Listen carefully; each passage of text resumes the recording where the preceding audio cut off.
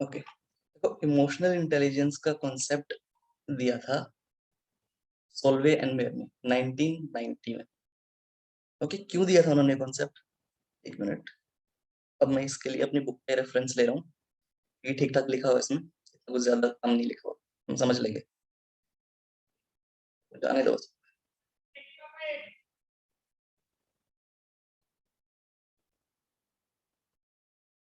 Theories में किसी को कुछ प्रॉब्लम है या थेरी समझ नहीं आई कोई?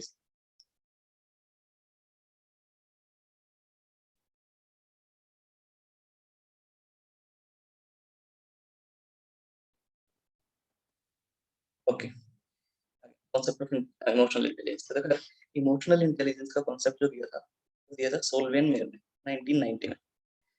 अब इन्होंने बोला यार देखो, काफी लोग होते हैं जिनके पास हाई आईक्यू होता है।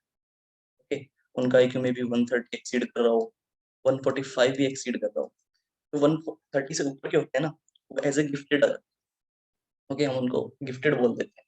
गिफ्टेड क्यों बोल देते हैं? क्योंकि वो लोग मोस्टली केसेस में हाईली मोटिवेटेड होते हैं। ओके, और हाईली क्रिएटिव होते हैं।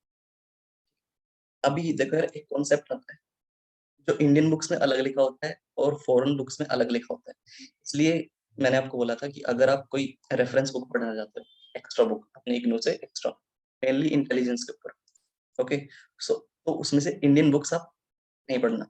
ओके, अवॉइड करना इंडियन बुक्स ना ही पढ़े। तो देखो यार, इंटेलिजेंट जो इंसान होता है, ओके, वो क्रिएटिव हो सकता है। ठीक है, इंटेलिजेंट जो इंसान हो सकता है वो क्रिएटिव हो सकता है।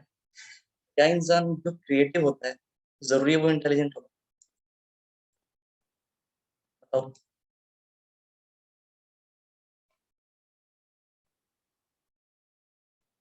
बताओ यार भाई, क्या जो इंसान इंटेलिजेंट है वो क्रिएटिव होगा ऐसा जरूरी है? नहीं, जरूरी नहीं है। ओके, सर हमारी काफी इंडियन बुक्स में ये लिखा हुआ है, जो इंटेलिजेंट इंसान है ना वो क्रिएटिव होगा, 100% होगा। जो क्रिएटिव इंसान होगा ना वो इंटेलिजेंट, सॉरी उल्टा बोल दिया मैंने, जो क्रिएट इंटेलिजेंट इंसान है ना वो क्रिएटिव नहीं होगा, कम चांसेस है वो। लेकिन जो क्रिएटिव होगा वो इंटेलिजेंस होगा ही, 100% इंटेलिजेंट होगा वो। तो ये कुछ कॉन्सेप्ट्स लगे हैं जो बिना स्टडी के लिखे हुए इंडियन बुक्स में। ठीक है, लेकिन इससे उल्टा है, जो इंटेलिजेंट इंसान होगा वो क्रिएटिव भी होगा। ओके, लेकिन जो क्रिएटिव होगा वो जरूरी नहीं इंटेलिजेंट। ठीक है, ये असली कॉन्सेप्ट होता है। अभी देखो यार, अब कोई इंसान है किसी जिसकी आईक्यू बहुत ही अच्छी है, 190 के, सॉरी 190 तो बहुत ज्यादा हो गया, 145 130, क्योंकि वो हाई रेट करता है आईक्यू टेस्ट में। क्या ये जरूरी है कि वो अपनी लाइफ में एक सक्सेसफुल इंसान होगा, सक्सेसफुल इंडिविजुअल होगा, वो अपनी सेल्फ एक्चुअलाइजेशन को रीच कर पाएगा? जरूरी है ये चीज? ये चीज जरूरी नहीं है, क्योंकि देखो यार काफी लोग होते हैं जिनके पास हाई आईक्यू होता है लेकिन वो लाइफ में सक्सेसफुल नहीं होते। ओके, क्योंकि उनके पास एक इमोशनल इंटेलिजेंस की कमी होती है। ठीक है, इमोशनल इंटेलिजेंस देखो यार, ह्यूमन के पास 27 टाइप्स इमोशंस होते हैं, वो रोल तो प्ले करते होंगे ना हर चीज में। बिना इमोशंस के अगर कोई इंटेलिजेंट इंसान है, okay, that individual is just like a machine. Okay, machines भी तो इंटेलिजेंट होती है ना, हमारे पास असिस्टेंट्स होते हैं। ओके, आर्टिफिशियल इंटेलिजेंस आ गई आजकल, हम उनको जो कमांड देते हैं वो काम कर देते हैं फटाफट। हम उनको एक मैथमेटिकल प्रॉब्लम दें, ओके, कोई म्यूजिकल प्रॉब्लम दें, ठीक है, या फिर कोई भी किसी भी तरह की कुछ सोल्व करने कोई प्रॉब्लम बता दें, वो सोल्व कर देते हैं। ओके, चाहे वो कंप्यूटर है हमारा, चाहे एक वेंडिंग मशीन है, चलो हम उसके अंदर पैसे डाल रहे हैं, बटन दबा रहे हैं और उसके अंदर से एक बिस्किट का पैकेट निकल जा रहा है। लेकिन देखो यार, अब हमें उसमें बटन दबाना होता है वेंडिंग मशीन में कि मेरे को चॉकलेट फ्लेवर का बिस्किट चाहिए। वो इंटेलिजेंट तो है कि मैंने इसको चॉकलेट फ्लेवर का बिस्किट मांगा, इसने मेरे को दे दिया सिर्फ एक बटन दबाने से। लेकिन क्या वो वेंडिंग मशीन हमारे इमोशंस को परसीव करके बिना बटन दबाए ये बता सकती है कि मेरे को कौन सा फ्लेवर चाहिए? नहीं बता सकती, उसके अंदर इमोशंस ही नहीं है, वो हमारे इमोशंस को रीड ही नहीं कर सकता। या क्या वो मशीन परसीव करके हमारे इमोशंस को ये बता सकती है कि इसको बिस्किट नहीं चाहिए, इसको चॉकलेट चाहिए? नहीं कर सकता। इसलिए साइकोलॉजिस्ट आए, सोल्वे एंड मिलर, इन्होंने एक इमोशनल इंटेलिजेंस का कॉन्सेप्ट दिया। ओके, और इस कॉन्सेप्ट को जो पॉपुलर किया, वो किया था डैनियल गोलमैन ने 1995 में पॉपुलर किया। इनकी एक बहुत अच्छी बुक भी है इमोशनल इंटेलिजेंस के ऊपर, emotional intelligence why it can matter more than IQ. काफी अच्छी बुक है, छोटी सी बुक है, किसी को पढ़नी हो तो आप रेफर कर सकते हो, इंटेलिजेंस के लिए काफी अच्छी बुक है, इमोशनल इंटेलिजेंस के लिए। भी देखा यार, इन्होंने सब कुछ बोल दिया कि यार जैसे इमोशन सॉरी इंटेलिजेंस को नापने के लिए आईक्यू होता है, एकेडमिक इंटेलिजेंस को नापने के लिए, मेजर करने के लिए आईक्यू होता है, इमोशनल इंटेलिजेंस के लिए ईक्यू होता है। ओके, इमोशनल क्वोशंट और ये इंटेलिजेंस क्वोशंट। इंटेलिजेंस क्वोशंट कैसे मेजर करते हैं, कैसे कैलकुलेट करते हैं, वो हम डिस्कस कर चुके हैं पहले सेशन में। अब जब हम क्वेश्चंस डिस्कस करेंगे तो एक बार फिर से रिपीट कर लेंगे, जिन्होंने पढ़ा नहीं है अभी तक तो उनको समझ आ जाएगा। अभी देखो यार, इमोशनल इंटेलिजेंस को मेजर करने के लिए बहुत सारे टेस्ट भी बनाए, ठीक है, लेकिन उन टेस्ट जो थे उनमें दिक्कत ये थी, लिमिटेशंस थी कि वो रिलायबल कम थे, रिलायबिलिटी एंड वैलिडिटी कम होती है। ओके, तो देखो अब देखो यार स्ट्रक्चर क्या होता है, इमोशनल इंटेलिजेंस का स्ट्रक्चर क्या होता है। जैसे हमने थ्योरीज पढ़ी ना, स्ट्रक्चरल थ्योरीज इंटेलिजेंस की, कि यार हम एक इंसान को इंटेलिजेंट बोल सकते हैं लेकिन उसके अंदर ये क्वालिटीज होनी चाहिए। अलग अलग साइकोलॉजिस्ट ने अलग अलग एबिलिटीज और क्वालिटीज बताई कि ये क्रिएटिव होगा तो हम इंटेलिजेंट बोलेंगे, इसके ये न्यूमेरिकली अच्छा होना चाहिए, इसकी मेमोरी अच्छी होनी चाहिए। किसी ने 2 फैक्टर थ्योरी दी, किसी ने 3 फैक्टर दी, किसी ने पीएमए दिया, ओके, किसी ने पीसीए दिया। अलग अलग साइकोलॉजिस्ट ने अलग अलग थ्योरी दी। इसी तरह इमोशनल इंटेलिजेंस के भी मॉडल, यार एक इमोशनल इंटेलिजेंस होती क्या है, किस कौन सी एबिलिटीज होनी चाहिए एक इंडिविजुअल के अंदर, तो हम उसको एक इमोशनली इंटेलिजेंट पर्सन कह सकते हैं। इसके लिए 3 मॉडल दिए देखो यार, एक एबिलिटी मॉडल, ट्रेट मॉडल और मिक्स्ड मॉडल। एबिलिटी मॉडल है ना, ये दिया था मेयर एंड सॉल्वे ने। ओके, मेयर एंड सॉल्वे ने दिया और बोला यार देखो, यहाँ पे हमारी बुक में लिखा क्या हुआ है, emotional intelligence as a standard intelligence, they argue that construct of emotional intelligence meets the traditional criteria of intelligence. People using this model measure emotional intelligence as a mental ability with performance assessment that have a criterion of correctness। अब ये language क्या लिखी हुई है, मेरे तो बिल्कुल ऊपर से देखो ये कहना क्या चाहता है, ठीक है? तो सीधा सीधा मैंने थोड़ा पढ़ा, हम बाहर से रेफर बुक से पढ़ते हैं थोड़ा इजी लैंग्वेज के लिए। देखो एबिलिटी होती क्या है, एबिलिटी मॉडल होता है, एबिलिटी जस्ट एक एबिलिटी होती है इंडिविजुअल के अंदर टू परसीव, जज, ओके, डिफरेंशिएट और regulate their emotions, their emotions or the people standing before them। Okay, अपने इमोशन के ऊपर कंट्रोल हो, रेगुलेट कर सकते हैं अपने इमोशंस को, परसीव कर सकते हैं अपने इमोशंस को, डिफरेंशिएट कर सकते हैं अपने इमोशंस को। ओके, और जो अपने सामने जो इंसान खड़ा होता है उसके इमोशंस को भी समझ सकते हैं। उन्होंने बोला ये एबिलिटी जो होती है, इस मॉडल के अंदर इंसान के अंदर 4 तरह की एबिलिटीज होनी चाहिए। पहली होनी चाहिए परसेप्शन ऑफ इमोशन। ओके, वो इमोशंस को अच्छे से परसीव कर सके, अपने इमोशंस को परसीव कर सके, कि अगर वो किसी सिचुएशन में है, वो किसी तरह कोई इमोशन फील कर रहा है, ओके, एक्सपीरियंस कर रहा है कोई इमोशन, तो वो परसीव कर सके अपने इमोशन को, अपने सामने जो इंसान खड़ा है उस इमोशन को परसीव कर सके कि यार ये इमोशन है क्या, क्या मैं खुश हूँ, क्या मैं सैड हूँ। 27 टाइप्स ऑफ इमोशन होते हैं ह्यूमन के अंदर, वो अपने इमोशंस को इजिली परसीव कर सके फ्लुएंटली। ओके, जब उसके सामने जो इंसान खड़ा है उसके इमोशंस को परसीव कर सके। अब ये हमारी बुक में जो लिखा है उसको पढ़ के देखते हैं। It includes the ability to identify and differentiate emotions in the self and others। Okay, a basic aspect of this ability is identifying emotions accurately in physical state, okay, including bodily expressions। अब उसकी body language हमें देखनी होती है, हम अपनी अपनी body language को अच्छे से रीड करते हैं, दूसरे हमारे सामने जो इंसान है उसकी बॉडी लैंग्वेज को अच्छे से रीड करते हैं, फेशियल एक्सप्रेशंस को अच्छे से रीड कर सके। This ability also enables one to identify emotions in other people, to detect and decipher emotions in pictures, voices, and cultural artifacts। अभी सीधा सा सिंपल सी चीज है, परसीव कर सके इमोशंस और डिफरेंशिएट कर सके। okay? अब ऐसा नहीं है कोई इंसान ऐसा एक्सप्रेशन करके मेरे सामने खड़ा है तो मैं उसको परसीव ऐसे करूँ, यार ये फेस तो ऐसा है, क्या ये हैप्पी है, ये सैड तो नहीं है। ऑब्वियसली अगर ये ऐसा एक्सप्रेशन बना के मेरे सामने कोई खड़ा है तो खुशी होगा, हैप्पी ही होगा। ओके, उसके बाद जो दूसरी एबिलिटी उन्होंने बोला इस मॉडल के, तो उन्होंने बोला use of motion in facilitating thinking.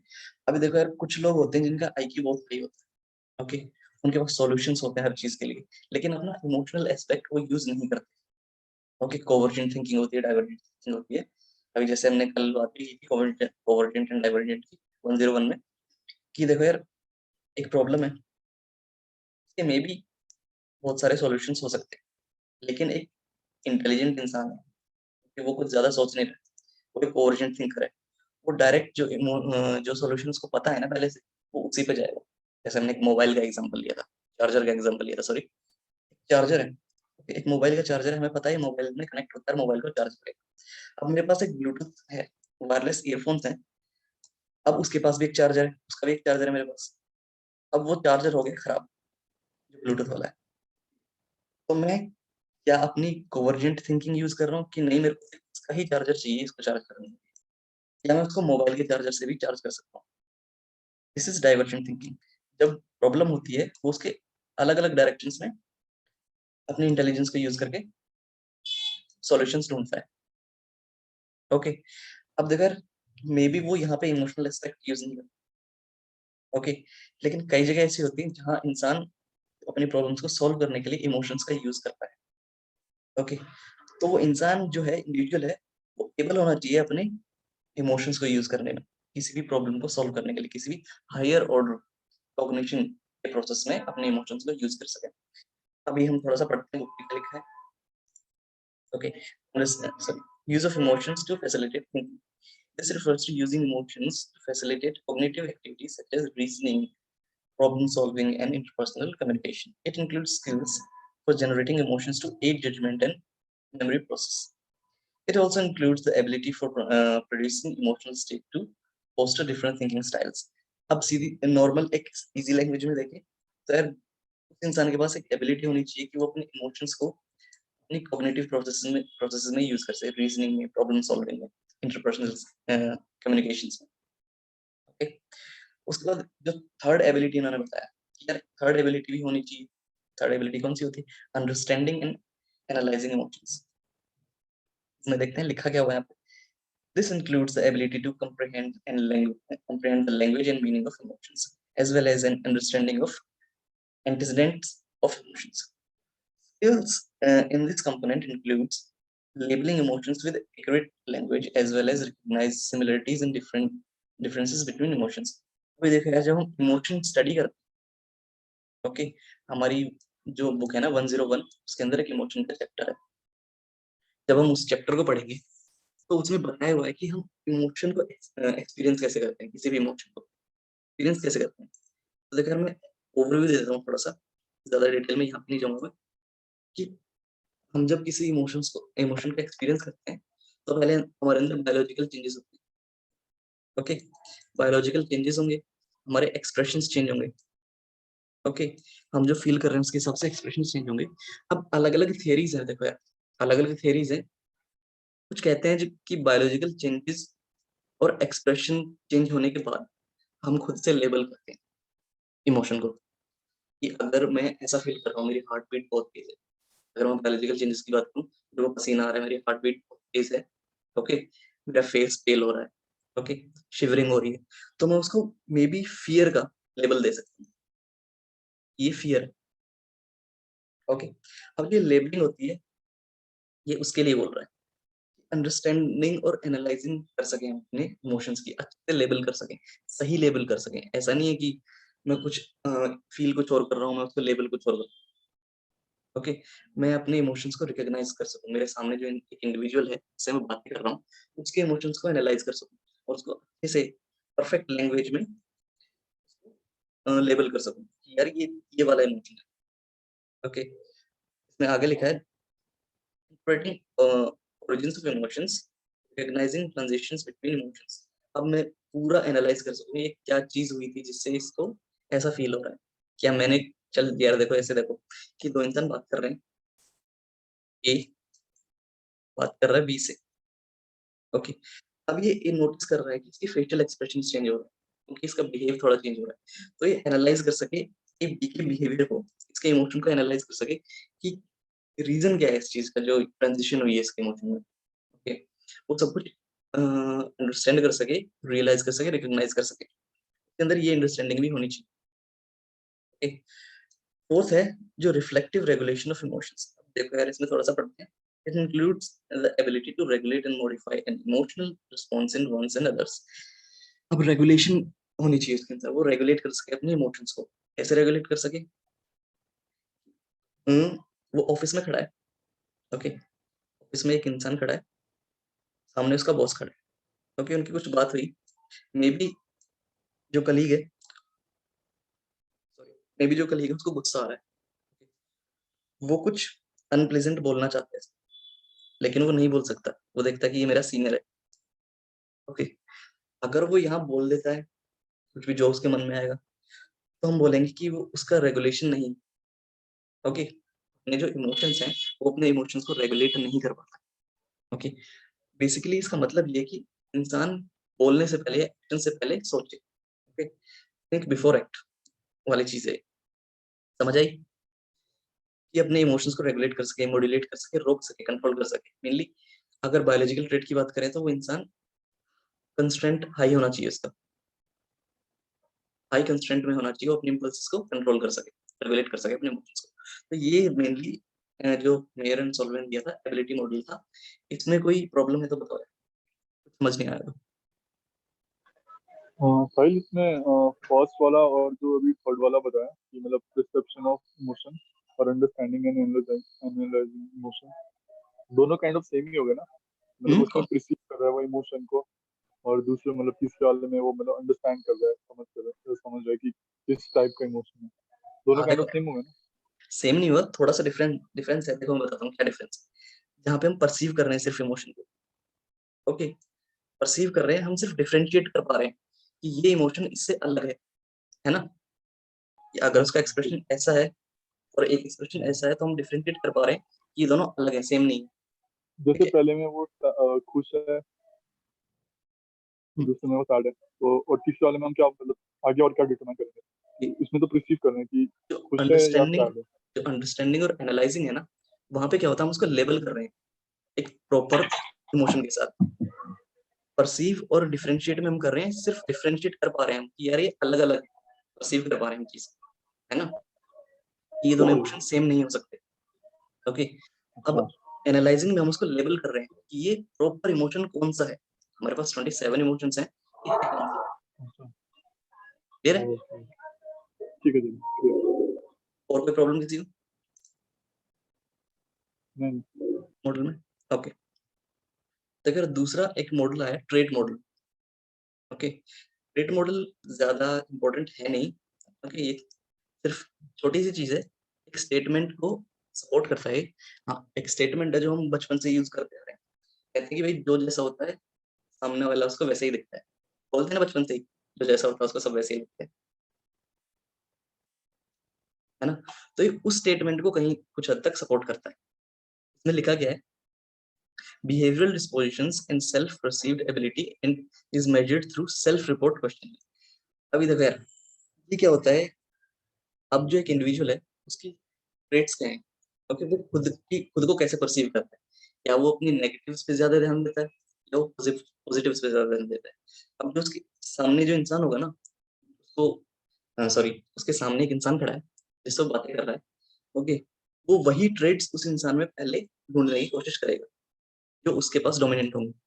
अगर वो नेगेटिव ज्यादा है तो नेगेटिविटी ढूंढेगा इंसान के अंदर, ओके। अगर वो इंसान पॉजिटिव है तो पॉजिटिविटी ही ढूंढेगा सामने वाले इंसान के अंदर, ओके। वो ये नहीं बोलेगा कि यार ये तो ऐसा है, इसने ये अच्छा कर दिया, ठीक है। वो कह सकते हैं कंफर्मेशन बायस फॉलो करता है। कंफर्मेशन बायस होती है ना, कंफर्मेशन बायस में ये होता है कि हम, हमारा जो मतलब होता है ना, जितना हमको चाहिए हम सिर्फ उस पर ध्यान देते हैं, ठीक है। कंफर्मेशन बायस होती है ये चीज, ओके। जैसे हम कोई बुक पढ़ रहे हैं, लेसन पढ़ रहे हैं, ओके, हम उसको पूरा ना पढ़ के अपने अपने मतलब की बात पढ़ ले, कॉन्टेक्स्ट पूरा जाने ही नहीं, ओके। इससे क्या होता है, हमारे डिसीजंस इफेक्ट होते हैं। ये काइंड ऐसी ही चीज है ट्रेड मॉडल जो होता है कि यार दिस जो ट्रेड्स एक इंडिविजुअल में डोमिनेंट होती है ना, वो पहले उन्हीं ट्रेड्स को दूसरे इंडिविजुअल में ढूंढता है, वो एनालाइज नहीं करता, ज्यादा इमोशंस में नहीं जाता। ये समझ आया? ये इतना इंपॉर्टेंट भी नहीं है, आता भी नहीं है, अपनी बुक में लिखा भी नहीं हुआ, इस लाइन के अलावा कुछ नहीं लिखा हो। आई थिंक अभी मैंने कुछ देखा नहीं है। अब जो नेक्स्ट मॉडल है देखो, मिक्स मॉडल, ये बहुत इंपॉर्टेंट मॉडल है। इस मॉडल को दिया था डेनियल गोलमैन ने, और जो ये एबिलिटी मॉडल है ना, जो मेरन सोल्वे ने दिया था, इसी मॉडल को एक्सटेंड किया इन्होंने। ओके, इन्होंने 4 एबिलिटीज बताई, इन्होंने इसी मॉडल को थोड़ा एक्सटेंड करके बोल दिया, देखो यार, गोलमैन ब्रॉडन Mayers and Salovey model to incorporate 5 essential components of emotional intelligence, कि देखो हमारे पास 5 एसेंशियल कंपोनेंट होने चाहिए इमोशनली इंटेलिजेंट बनने के लिए। पहला देखो, पहला उन्होंने बोला सेल्फ अवेयरनेस। ओके, ये मॉडल काफी मिलता जुलता है एबिलिटी मॉडल से, लेकिन थोड़ा एक्सपेंडेड है। Self awareness is refers to ability to recognize and understand one's mood। अब देखो अवेयरनेस होनी चाहिए इंसान की, मेरे अंदर अपने सॉरी अपने लिए अवेयरनेस होनी चाहिए, मैं जो फील कर रहा हूँ, एक्सपीरियंस कर रहा हूँ, मेरे कौन से इमोशंस हैं। ओके, क्या मैं अच्छा फील कर रहा हूँ, बुरा फील कर रहा हूँ। ओके, मेरी ड्राइव्स क्या हैं, ओके, इमोशंस क्या हैं, और मेरे इमोशंस का मेरे आसपास जो लोग हैं उनके ऊपर क्या इफेक्ट पड़ेगा। वो हर चीज को के लिए अवेयर होता है, अवेयरनेस होती है उसके अंदर इमोशंस को लेकर, इमोशंस को लेके भी अवेयर होता हो, और सामने हैंडफुल ऑफ पीपल अगर उसके सामने खड़े हैं, तो या कोई इंडिविजुअली खड़ा है, उसके इमोशंस को लेके भी वो अवेयर होता है। Okay, people with emotional self-awareness understand their own strengths and weakness as well as how their actions affect others। ऐसी चीज है कि अगर मैं अगर अपने इमोशंस को लेकर अवेयर हूँ, तो मेरे को पता होगा कि मेरे इमोशंस का अगर मैं यहाँ पे ये चीज बोलूंगा तो उसका इफेक्ट क्या पड़ेगा। क्लियर है? उसके बाद देखो यार, सेल्फ रेगुलेशन आता है। उसके बाद सेल्फ रेगुलेशन में क्या है, इट इन्वॉल्व्स कंट्रोलिंग और redirecting one's destructive impulses and emotions. अब रेगुलेशन में वही है जो हमने इसमें लास्ट में पढ़ा था ना, ये वाला active regulation and emotions. Same वही चीज है, रेगुलेशन से हमको समझ में आ रहा है, इन्फर कर पा रहे हैं हम नाम से ही, कि रेगुलेशन मींस अपने इमोशंस को कंट्रोल कर पा रहा है। ओके, अपनी ड्राइव्स को कंट्रोल कर पा रहे हैं, मॉड्यूलेट कर पा रहे हैं, इमोशंस को स्टॉप कर पा रहे हैं। Okay, it also includes the skill of think before acting. अभी ये अपने इमोशन को, मानो यार ये एक इंडिविजुअल है, ये एंग्री फील कर रहा है, ओके, लेकिन ये सिचुएशन देखेगा। ओके, ये सिचुएशन देखने के बाद ये फील करेगा, सिचुएशन देखने के बाद, कि मुझे अपना इमोशन मॉड्यूलेट करना है, एक्सप्रेस करना है, ओके, या फिर सप्रेस करना। ये सिचुएशन के हिसाब से एनालाइज करेगा, उसके बाद एक्ट करेगा। ठीक है, सेल्फ रेगुलेशन होनी चाहिए इंसान के अंदर, मोटिवेशन होनी चाहिए, it drives the individual to achieve things, it gives a passion to achieve goals with energy and persistence। People have high emotional intelligence are self-motivated and internally driven rather than being influenced by outside forces such as money and status। Money और status तक है। Motivation दो type की होती है, intrinsic और external. Okay, intrinsic जो motivation होती है, वो मोटिवेशन होनी चाहिए इंसान के अंदर अगर उसको इमोशनली इंटेलिजेंट की कैटेगरी में आना है। क्योंकि एक्सटर्नल जो मोटिवेशन होती है ना, इसका एक सीधा सा फंडा देखो भाई, ये होता है कि ये आपको मोटिवेट करेगी काम करने के लिए, एक्सटर्नल मोटिवेशन। लेकिन अगर आप देखोगे विद टाइम, अगर आपको कोई रिजल्ट नहीं मिल रहा ना, ये मोटिवेशन तो दे रहा है आपको कोई, ओके, लेकिन साथ में कोई रिजल्ट नहीं है, ओके, तो इस इमोशन को छोड़ देगा इंसान, इस मोटिवेशन को फॉलो ही नहीं करेगा। अच्छा, वॉइस डिस्टरबेंस है, सभी के लिए डिस्टर्ब हो रही है वॉइस, क्लियर नहीं आ रही किसी को? हम्म, हाँ क्लियर है अब? क्लियर हुई हाँ, है नहीं? क्लियर है अभी। ओके, ठीक। तो देखो यार, इमोशनल इंटेलिजेंस का यही होता है, सॉरी मोटिवेशन का यही होता है। देखो जैसे हम देखते हैं कुछ लोग होते हैं जो मोटिवेशनल स्पीकर्स को काफी फॉलो करते हैं, ओके, अभी वो एक एक्सटर्नल मोटिवेशन है। काफी लोग होते हैं वो इन्फ्लुएंस करने की कोशिश करते हैं लोगों को मटेरियल से, ओके, वो उनको मनी दिखाते हैं, स्टेटस दिखाते हैं, कार्स दिखाते हैं, और उनको इन्फ्लुएंस करने की कोशिश करते हैं। मे बी वो उसकी उन चीजों से इन्फ्लुएंस होके उस काम को स्टार्ट भी कर देता है। ओके, वो बोलता है कि ये ऐसे करो, ओके, एक मोटिवेशनल स्पीकर हो या कोई भी है, उसको बोलता है देखो भाई ऐसे करो, तुमको पैसा मिलेगा, घर मिलेगा, गाड़ी मिलेगी, उसको एक स्टेटस दिखाता है, एक्सटर्नली मोटिवेट करता है। उससे पहले जो इंडिविजुअल होता है उसमें उस काम को करने के लिए कोई इंटरेस्ट नहीं होता, लेकिन वो स्टेटस को देखता है, कार्स को देखता है, ओके, और वो उस काम को करना शुरू कर देता है। ठीक है, अब शुरू करने के बाद क्या होता है, वो काफी टाइम तक देखता है कि कुछ रिजल्ट नहीं मिल रहा, देखिए अगर मैं इंटरनली ही मोटिवेटेड नहीं हूँ उस काम को करने के लिए, तो एक स्टेटस मेरे को कैसे करा सकता? ओके, हर कोई एक अलग पर्सनैलिटी होता है। ओके, हर किसी का एक अलग अराउजल सिस्टम होता है। ओके, अब कुछ लोग बोलते हैं जैसे कोई ट्रॉमा से सफर कर रहा है, वो इंसान बोलता है थिंक पॉजिटिव। किसी भी गुरु के पास गया, ठीक है, किसी भी ऐसे स्पीकर के पास गया जो सामने स्टेज पे खड़ा होकर बोलता है, उसके सामने थाउजेंड्स ऑफ पीपल बैठे। ओके, वो बोलता है उसमें थाउजेंड्स ऑफ पीपल में मे बी 10 लोग ऐसे हैं जो ट्रॉमा से सफर कर रहे हैं, ठीक है। अब वो बोलता है यार थिंक पॉजिटिव, नेगेटिव चीजों पे ध्यान मत दो। अब वो बोलता रहा ठीक है भाई, थिंक पॉजिटिव, ट्राई करते हैं। अब देखो यार, मे बी वो 10 में से 1 या 2 के लिए सही बोल रहा है जो पॉजिटिव थिंकिंग कर सकते हैं। ओके, पॉजिटिव साइकोलॉजी अप्लाई कर सकते हैं। अब देखो यार, जो नेगेटिव चीज होती है ना किसी इंसान के अंदर, एक नेगेटिव साइड होती है, पॉजिटिव साइड होती है। ऐसा हमारी ह्यूमनिस्टिक थियरीज बोलती हैं पर्सनैलिटी की। तो जो नेगेटिव साइड को सप्रेस करके पॉजिटिव साइड को बाहर लाते हैं ना, उसको हम बोलते हैं पॉजिटिव साइकोलॉजी, ठीक है। पॉजिटिव साइकोलॉजी के लिए बहुत सारी स्टडीज हुई हैं, बहुत सारे असेसमेंट्स हैं, बहुत सारे मेथड्स हैं इस चीज को करने के लिए। ओके, बहुत सारे सेशंस लेने होते हैं। अब एक इंसान अगर स्टेज पे खड़ा होकर बोल रहा है थिंक पॉजिटिव, और एक पॉजिटिव साइकोलॉजी काम करेगी, क्या वो काम करेगी? अगर कोई इंसान नहीं, बोल दे रहा है अगर तुम ट्रॉमा से जा रहे हो तो थिंक पॉजिटिव, छोड़ो इधर उधर, अगर कोई तुमको छोड़ के चला गया तो भूल जाओ उसको, एक थिंक पॉजिटिव ऐसे काम करेगा? इस इंसान का एक अराउजल सिस्टम अलग है। मे बी 10 लोग बैठे हैं, 9 लोगों के लिए काम कर जाएगा चीज, जो 10वां इंसान है उसका मे बी अराउजल सिस्टम अलग है, हो सकता है ना, उसकी जो सिंपैथिक नर्वस सिस्टम है वो ज्यादा एक्टिवेटेड होता है। ओके, उसको छोटी छोटी स्टिमुलस से ज्यादा अराउजल मिलता है ना। ऑप्टिमल अराउजल हमने पढ़ा हुआ है। अगर एक ऑप्टिमल अराउजल होता है, जो इंट्रोवर्ट्स होते हैं उनका ऑप्टिमल अराउजल लेवल हाई होता है। वो थोड़ी सी एक्स्ट्रा स्टिमुलस से वो एक्सीड कर जाते हैं अपने ऑप्टिमल लेवल को, और यहाँ पे उनको फिर क्या होना स्टार्ट हो जाता है, एंजाइटी होना स्टार्ट हो जाती है। मे बी वो पॉजिटिव थिंकिंग करने की कोशिश कर रहा है, कुछ चीज सॉल्यूशन निकालने की कोशिश कर रहा है, लेकिन उसका अराउजल सिस्टम उसको अलाउ नहीं करता। तो इसके लिए यार देखो बहुत सारे सेशंस होते हैं, पॉजिटिव साइकोलॉजी इसी चीज के लिए इन्वेंट हुई है। तो देखो वो जो स्पीकर बोल रहा है स्टेज से, वो एक्सटर्नल एक्सटर्नल मोटिवेशन है, वो ज्यादा देर तक आपको मोटिवेट नहीं कर सकता। लेकिन जो इंट्रिंसिक मोटिवेशन होती है ना, वो आपको लाइफ टाइम साथ देती है, ठीक है। ये मोटिवेशन हो गया कि भैया इंट्रिंसिकली मोटिवेटेड होना चाहिए इंसान। ओके, उसके बाद एम्पैथी। ईक्यू का मतलब एम्पैथी होता है, देखकर इमोशनल क्वोशिएंट अगर ई देखें तो एम्पैथी सबसे बड़ी चीज होती है इमोशनल इंटेलिजेंस में। एम्पैथी होती क्या है देखो, एम्पैथी डिस्क्राइब कर सकता है कोई? एम्पैथी और सिंपैथी में फर्क क्या होता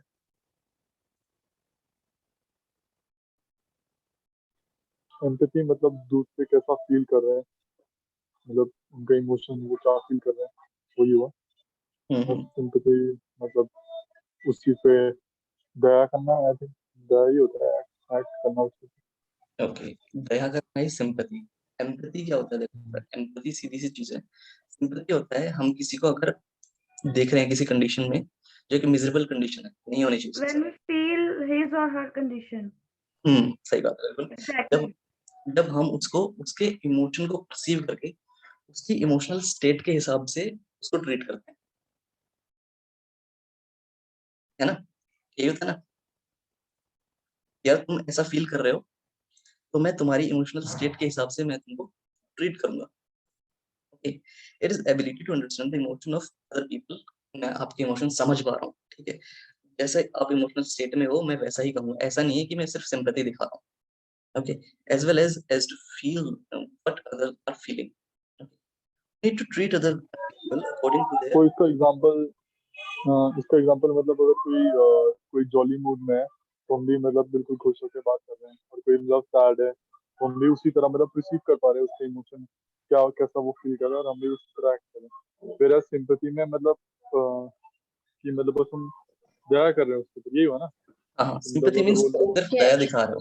Can I say something? Can I say something? Sure. Sympathy मैं मेरे हिसाब से मैं बताती हूँ कि सिंपैथी का मतलब है कि कोई कुएं में गिर गया और मैं उसको बचाने के लिए मुझे तैरने उसे तैरने नहीं आता है, मुझे भी तैरने नहीं आता है, I don't know to swim, और मैं भी कूद गई वो फील्ड में कि मैं उसको बचा लूं, लेकिन मैंने कभी ये नहीं सोचा कि मुझे भी सिंपैथी एंड एम्पैथी मैं सोचूंगी कि उसको मैं कैसे बचाऊं, मुझे नहीं आता तो मैं कुछ लेके आऊं कि मैं उसको निकालूं बाहर, उसके बोलते हैं ना कि इमोशंस में आके अपना सब सोचना सब भूल जाते हैं हम, तो दैट इज सिंपैथी। हम वो टाइम डिसीजन करेक्ट नहीं लेते हैं अगर जब हम इमोशंस में आ Sympathy जाते हैं तो। मे बी दिस मैं ये yes, मुझे ऐसा लगता राइट राइट, ठीक है। अब देखो इसमें लिखा गया we need to treat people according to their emotional reaction. अभी देखो यार, जैसे मैंने एग्जांपल दिया, हम सिर्फ सिंपैथी दिखा रहे हैं कि वो इंसान कुएं में गिर गया है, तो चलो कूद के इसकी जान बचाई जाए, है ना। अब एम्पैथी होता है कि एम्पैथी हम परसीव कर रहे हैं हर चीज को अच्छे से, उसके इमोशंस को समझ रहे हैं। मे बी हमारे पास इतना टाइम नहीं है इमोशंस को समझने का, फिर भी हम उसको बताने की कोशिश कर रहे हैं, क्योंकि हम फ्रीली ऐसे केयरलेसली कुछ भी स्टेप नहीं ले रहे।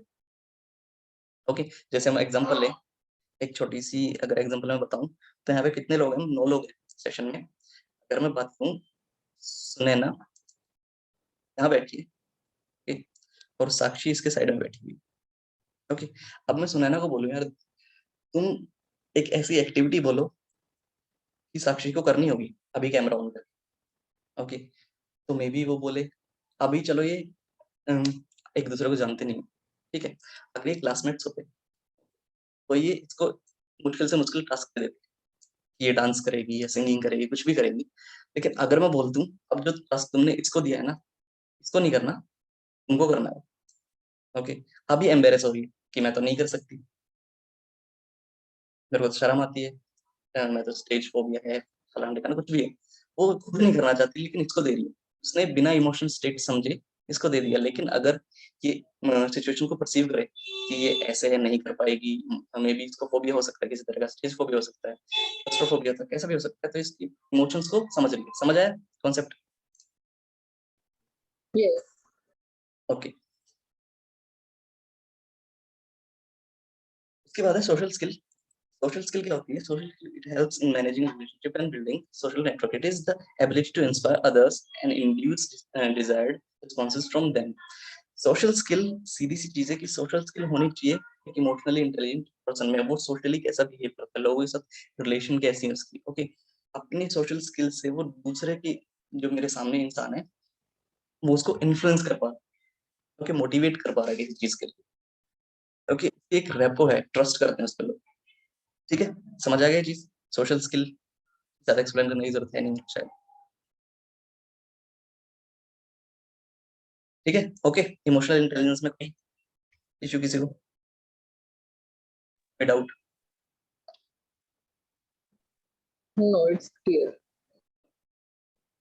अभी देखो यार, एक टॉपिक है जो है क्रॉस कल्चर कंसेप्शंस। यार देखो, क्रॉस कल्चर कंसेप्शंस क्या होते हैं? अगर हर कल्चर के हिसाब से इंटेलिजेंस अलग होती है, ठीक है ना। हमारी बुक में थोड़ा सा लिखा हुआ है, उसी से हम अंडरस्टैंड करने की कोशिश करेंगे कि क्रॉस कल्चर है क्या। जैसे कि हम अगर बात करें वेस्टर्न कंट्रीज की, वेस्टर्न कंट्रीज में हमारी जो सोशल लाइफ है ना, उसको इतना वैल्यू नहीं दिया जाता। अगर हम इंटेलिजेंस की बात करें तो वो सिर्फ एब्स्ट्रैक्ट थिंकिंग में बिलीव रखते हैं। ओके, वो मेटेरियलिस्टिक है काफी, अगर हम एशियन कंट्रीज की बात करें तो। अभी थोड़ा सा डिटेल में डिस्कस करेंगे, है कहाँ आपको, जस्ट वेट फॉर। ओके, ये देखो यार, cross culture concepts of intelligence. अब हर इंटेलिजेंस, अभी देखो यार, विलेजेस होते हैं, सिटीज होती हैं। अब पहले क्या होता था इंडिया में, एक बहुत बड़ी चीज थी, अगर तुम फिजिक्स और मैथ्स में अच्छे नहीं हो तो तुम इंटेलिजेंट हो ही नहीं, तुम कुछ भी कर रहे हो वैसे। ठीक है, तुम्हारी इंटरपर्सनल स्किल्स अच्छी हैं, इंटरपर्सनल स्किल्स अच्छी हैं, तुम्हारे पास म्यूजिकल स्किल्स अच्छी हैं, वो मैटर ही नहीं करती। अगर आप फिजिक्स और मैथ्स में अच्छे नहीं हो तो तुम इंटेलिजेंट हो ही नहीं। ओके, ये था पहले का जो कॉन्सेप्ट इंडिया में। ठीक है, अब तो काफी मिक्सअप हो रहा है वेस्टर्न कल्चर्स का, इंडियन कल्चर्स का। इंटेलिजेंस अब कह नहीं सकते कुछ ज्यादा डिफरेंस है, लेकिन अगर हम विलेजेस के लेवल पे जाए तो अभी भी डिफरेंस है। देखो यार, लिखा हुआ है इसमें, इन्होंने बोला, वसुधन मिश्रा ने बोला 1996 में, intelligence in the Indian context is viewed in the terms of relations and sensitivity of the context rather than the context free western notion intelligence। अब western notion intelligence क्या होती है?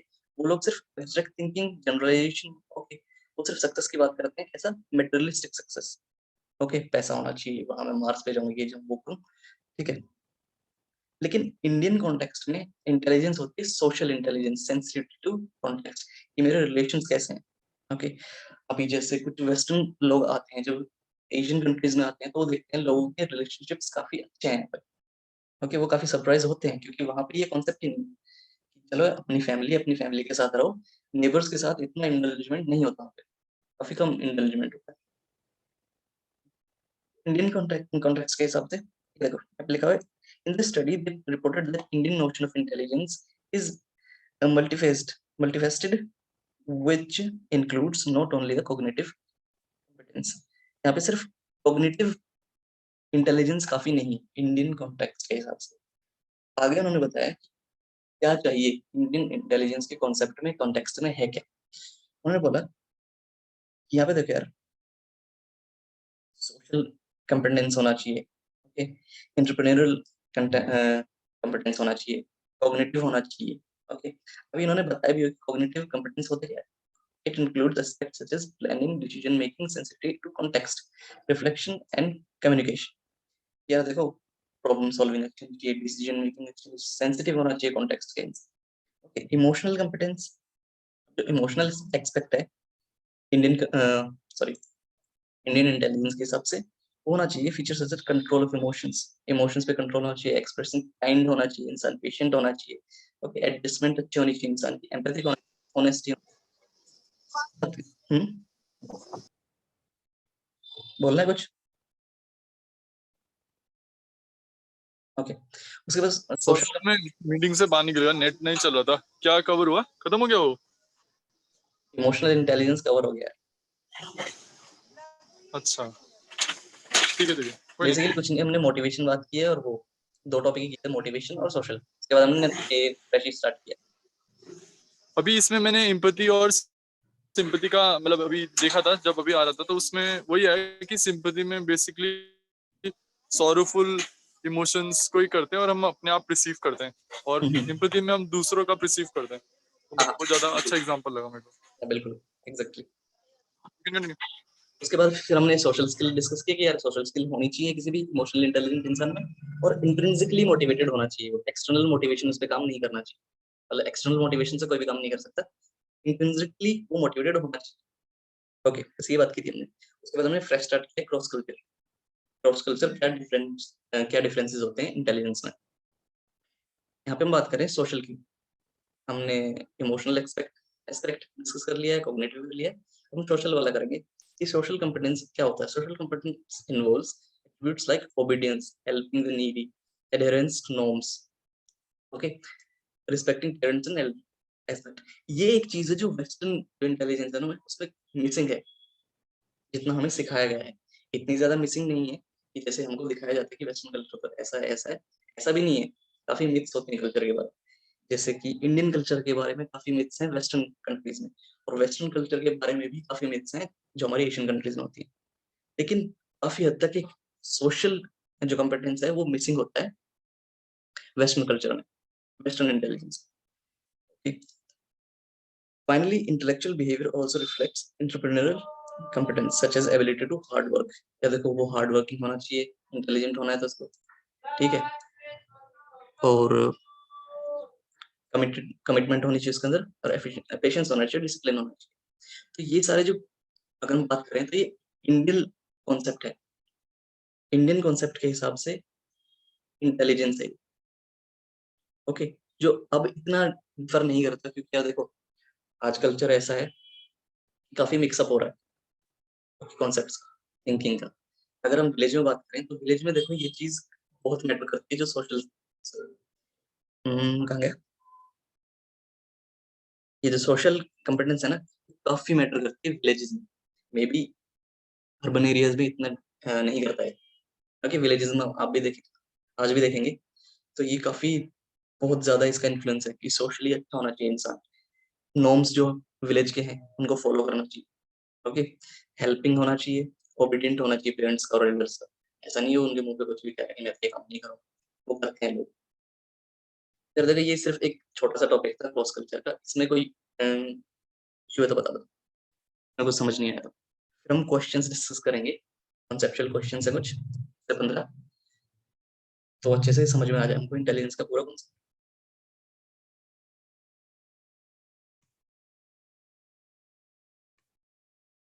ओके, नहीं है ना कोई इशू इसमें, कोई डाउट है? ओके, अब नो। यार देखो क्वेश्चंस को सॉल्व करने की कोशिश करना।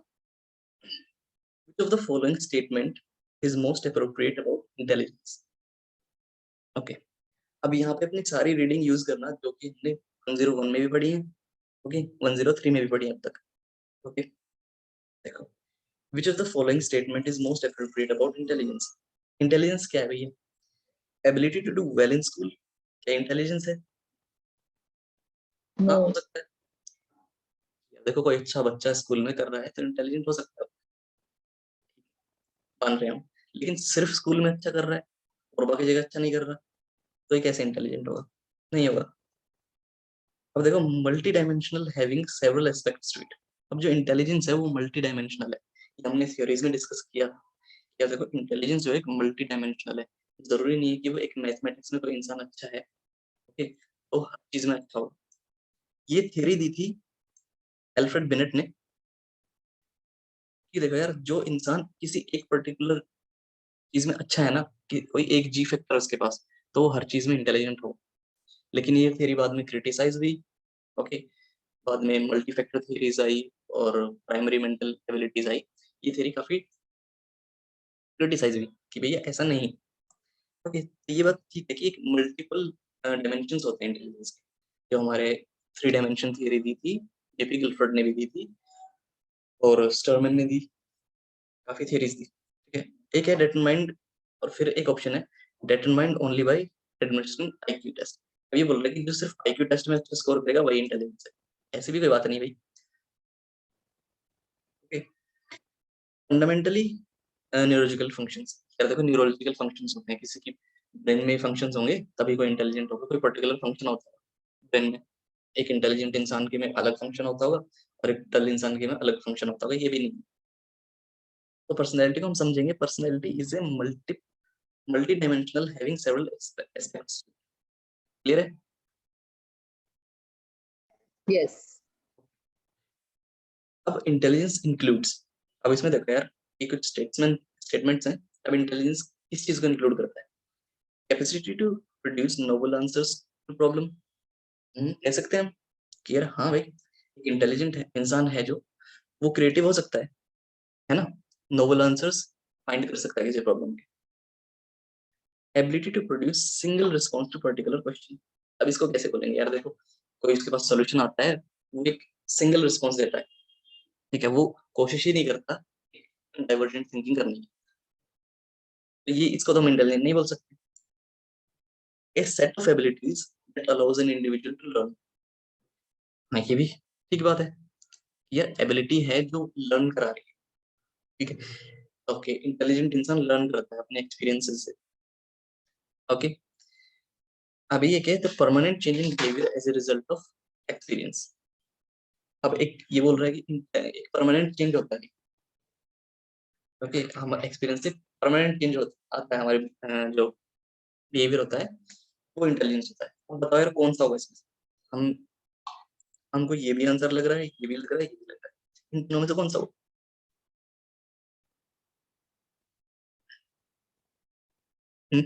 फर्स्ट वन ए।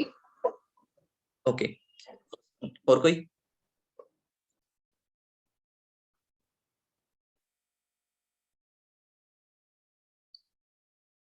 ओके देखो अभी हमने देखा कि यार ये सही बात है, इंटेलिजेंट इंसान क्रिएटिव हो सकता है, ओके, लेकिन ये जो लिखा हुआ है ना, ये सिर्फ एक क्रिएटिविटी की डेफिनेशन, इसका इंटेलिजेंस से कोई लेना देना नहीं है, ओके। जब कोई इंसान नोवेल, जैसे हमने क्रिएटिव थिंकिंग की थी ना 101 में, कि जो नोवेल आइडियाज देगा, है ना, क्रिएटिव थिंकिंग करेगा, इंक्यूबेशन होगी उसको, वो नए नए आइडियाज निकालेगा, ओके। लेकिन एक कॉन्सेप्ट हमने जो पढ़ा था अभी, यार देखो जो इंटेलिजेंट होता है ना जरूरी नहीं है वो क्रिएटिव भी हो, है ना। तो देखो ये एक डेफिनेशन है क्रिएटिविटी, ओके। और अगर हम ये करें परमानेंट चेंज इन ये तो ये डेफिनेशन है लर्निंग की। जब हम कुछ ओके लर्न कि हम जो कुछ लर्न करते हैं वो एक परमानेंट चेंज आ जाता है हमारे बिहेवियर। ओके, जैसे पावलो ने अपने डॉग को ट्रेन किया। ओके, उसके बिहेवियर में एक परमानेंट चेंज आया कि वो बेल को सुन के अपनी पूंछ हिलाता था और सलाइवा ड्रॉप करता था। वो ऐसे एक्ट करता था जैसे उसको ट्रीट मिल रही है बिना ट्रीट दिए हुए बेल की आवाज सुन के। तो ये जो डेफिनेशन है लर्निंग की डेफिनेशन है, ये डेफिनेशन क्रिएटिविटी की डेफिनेशन। अब सही आंसर है a set of abilities that allows an individual to learn. Okay, एक set of abilities होती है। Okay, अगर कोई म्यूजिक में अच्छा है तो म्यूजिक सीखेगा, है ना। एक सेट ऑफ एबिलिटीज होती है, थ्योरीज में हमने डिस्कस किया था। क्लियर है? Clear. ओके, नेक्स्ट क्वेश्चन है which of the following is not a sign of an intelligent young child. अब इनमें से कौन सा एक साइन नहीं है कि एक इंटेलिजेंट बच्चे का साइन नहीं हो सकता हो। देखो, who has ability to learn long essays quickly, इसको इंटेलिजेंट बोलेंगे हम क्यों बिना समझे सिर्फ लर्न करे जा रहा है, उसकी मेमोरी काफी अच्छी है। ओके, ये सिर्फ एक मेमोरी का एस्पेक्ट हो गया, है ना। मे बी ये नहीं होगा, इससे अगला देखते हैं। Who has ability to communicate appropriately. अब देखो यार, जो बच्चा है वो एप्रोप्रिएटली कम्युनिकेट कर पाता है ना सिचुएशंस में। but है who carries on thinking in an abstract manner, जो एक एब्स्ट्रैक्ट मैनर में थिंकिंग कर सकता हो। अभी उसके सामने कोई प्रॉब्लम है, एब्स्ट्रैक्ट मींस अगर उसके सामने कोई भी प्रॉब्लम रखी हुई है वो उसको अपनी इमेजिनेशन यूज करके सॉल्व करे। एक फिजिकल स्टेट नहीं चाहिए उस प्रॉब्लम को सॉल्व करने की। Okay, who can adjust in a new environment, यार न्यू एनवायरनमेंट में एडजस्ट भी कर सकता है, हमने डेफिनेशंस पढ़ी हैं। ओके, ये भी इंटेलिजेंट होगा। ओके, जो एब्स्ट्रैक्ट थिंकिंग कर सकता है वो भी इंटेलिजेंट होगा। Okay, who has ability to communicate appropriately communicate कर पा रहा है, वो हम बोल सकते हैं इमोशनली इंटेलिजेंट है वो इंसान, है ना। वो लिंग्विस्टिकली अच्छा है, उसकी वर्बल फ्लुएंसी अच्छी है, कॉम्प्रिहेंशन अच्छा, उसका वर्बल कॉम्प्रिहेंशन अच्छा है, ये भी होगा। सिर्फ ये नहीं होगा, ये साइन नहीं है कि यार देखो वो सिर्फ लॉन्ग लॉन्ग एक्सेस तो याद कर रहा है लेकिन वो कम्युनिकेशन में अच्छा नहीं है, एब्स्ट्रैक्ट थिंकिंग नहीं कर रहा है। ओके, एडजस्ट नहीं कर पा रहा। अब ये इंपॉर्टेंट थोड़ी है, अगर कोई लॉन्ग एक्सेस लर्न कर पा रहा है तो वो नए जो एनवायरनमेंट इसमें क्या कहते हैं उसको स्टेबल हो पाएगा। क्लियर है? डाउट है इसमें कुछ?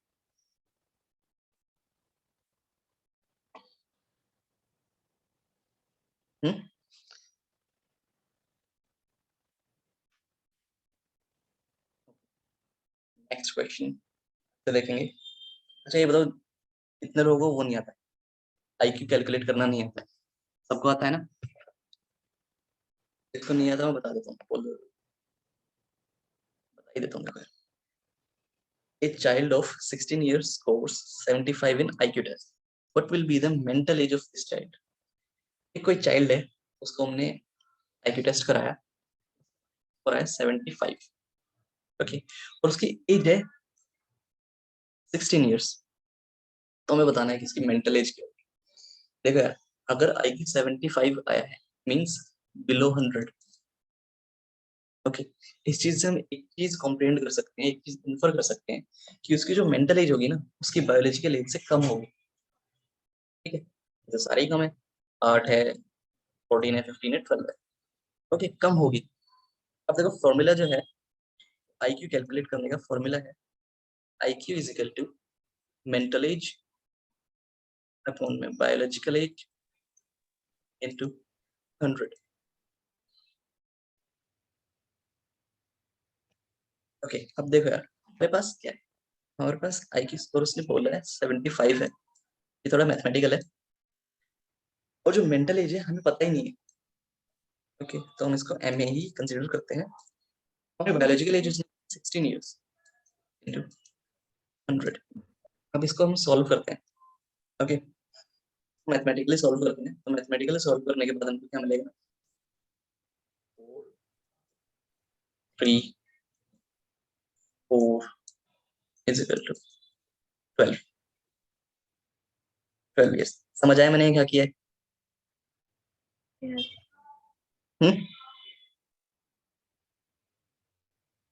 ये समझ आया ना कैलकुलेशन कैसे की मैंने? हाँ जी।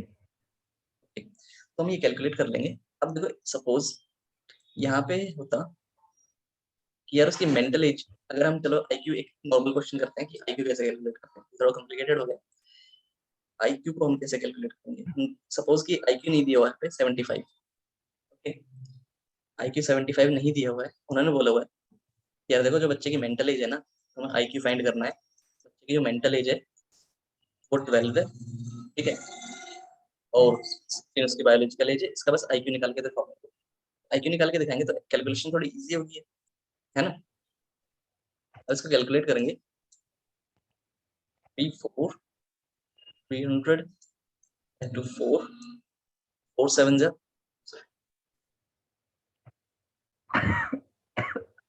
4 7 जा 28, ओके, 28 और 4 5 जा 20, 75 निकल गया हमारा आईक्यू स्कोर। क्लियर है? Clear. ओके, तो नेक्स्ट क्वेश्चन है, IQ are generally correlated with academic performance. अब ये मेरे को सॉल्व करके बताओ कि हमारा जो आईक्यू स्कोर है ना, ये जनरली कितना कोरिलेट है, कितना पैरेलल है हमारी एकेडमिक परफॉर्मेंस के? क्या 100%? Perfect means 100%, high means 90%, moderate means somewhere around 70 to 80, least means below 40। अब कितना परसेंट हमारा जो आईक्यू है वो डिपेंड करती है, हमारी जो एकेडमिक परफॉर्मेंस होती है आईक्यू पे डिपेंड करती है? 100% डिपेंड करती है, या 90% या 70-80%, मॉडरेटली, हाईली या परफेक्टली? लीस्ट तो नहीं होगी, क्योंकि यार देखो अगर आईक्यू ही नहीं है किसी का तो इंटेलिजेंट नहीं होगा, अपना एकेडमिक सक्सेस कैसे मिलेगी, उसको नहीं मिल सकती। इसमें बताओ मेरे को कोई, ये क्या होगा, मॉडरेटली होगा, हाई होगा या परफेक्ट होगा? A, perfectly. परफेक्टली। अभी देखो यार, अगर हम परफेक्टली बोले कि अगर या एक आईक्यू अगर किसी का हाई है, बहुत हाई है, तो वो एकेडमिक परफॉर्मेंस उसकी अच्छी होगी, 100% श्योरिटी है। मे बी वो मैथ्स में अच्छा है, वो अगर हम बोले मे बी उसकी लिंग्विस्टिक अच्छी नहीं है, वो फ्लुएंट नहीं है, वर्बल फ्लुएंसी नहीं है उसके अंदर, तो क्या उसकी एकेडमिक परफॉर्मेंस अच्छी होगी? नहीं, नहीं होगी ना। moderate. ओके, तो मॉडरेट आंसर है होगा। हाँ, ओके, हम नहीं बोल सकते यार ये जिसका आईक्यू बिल्कुल एकदम चप्पर फाड़ है, 130 का आईक्यू लेके बैठा है इंसान, ओके, तो वो लाइफ में सक्सेसफुल होगा। ओके, अभी देखो चीज है यहाँ पे, एग्जांपल में ले रहा हूँ, जैसे एक शो आता है, आगे काफी शोज हैं जिसमें काफी फॉरेन शोज होते हैं, वेस्टर्न शोज होते हैं, जिसमें एक इंटेलिजेंट इंसान होता है, उसका आईक्यू बहुत अच्छा होता है, साइंटिस्ट होता है, लेकिन उसकी सोशल एस्पेक्ट्स काफी स्ट्रॉन्ग नहीं होते। ओके, जैसे एक इंसान है, एक फिजिसिस्ट है, ओके, उसका आईक्यू बहुत ही अच्छा है, साइंटिस्ट है वो, ठीक है, अब उसके 4 फ्रेंड हैं, अब वो एक नए फ्रेंड को, फिफ्थ फ्रेंड को ढूंढ रहा है, ओके, तो ये फिफ्थ फ्रेंड मिल भी जाता है, लेकिन वो बोलता है कि मैं अपने सर्कल को बड़ा नहीं करना चाहता, तुम चारों में से एक को बाहर जाना होगा, अब मैं इसको एंटर करूंगा। तो हम क्या बोलेंगे, उसको सक्सेसफुल होगा लाइक, इसका आईक्यू तो बहुत अच्छा है, हर चीज को आईक्यू से सॉल्व करता है, सोशली सक्सेसफुल नहीं होगा इंसान। ओके, तो ये चीज है मॉडरेट। नेक्स्ट जो क्वेश्चन है, the statement majority of people are aware if few are bright and few dull is based on principle of, देखो ये समझ आ रहा है क्वेश्चन? मुझे पढ़ा है तो समझ आ जाएगा क्या बोलना चाह रहा है। कोई ऐसा जिसको ये समझ नहीं आ रहा है क्वेश्चन, ये क्या लिखा दिया है?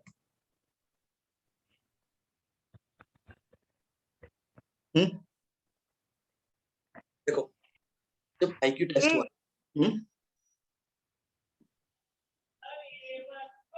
कहना है कुछ?